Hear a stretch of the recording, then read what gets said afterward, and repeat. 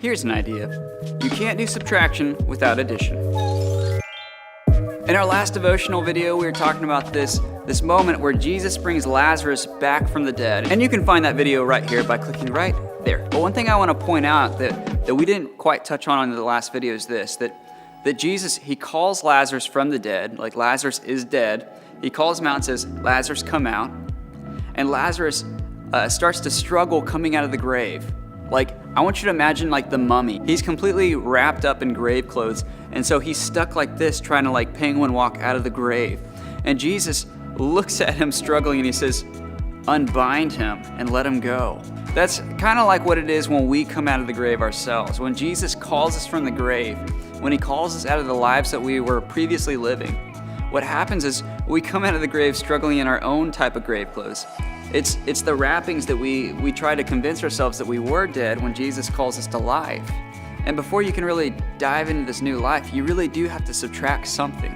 See, sometimes we can lose sight of the power of God and the life that Jesus has to offer us.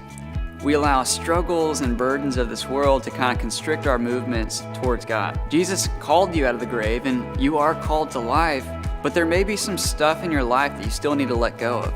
There's some stuff that you need to lay aside because it's constricting you and it's keeping you from really embracing the fullness of who God is. I'm going to take you to Hebrews chapter 12, verse 1 through 3. Therefore, since we are surrounded by so great a cloud of witnesses, let us also lay aside every weight and sin which clings so closely, and let us run with endurance the race that is set before us, looking to Jesus, the founder and perfecter of our faith, who for the joy that was set before him endured the cross, despising the shame, and is seated at the right hand of the throne of God. We all want to finish the race. We all want to run the race that God is talking about. But before we can do that, we need to lay aside the weight that clings to us. So here's what I want to challenge you with. Take some time today and figure out, what is it that's clinging to me? What is it that's restricting my movements towards God? You can't just subtract something and expect new life to come to you. You have to add something in its place.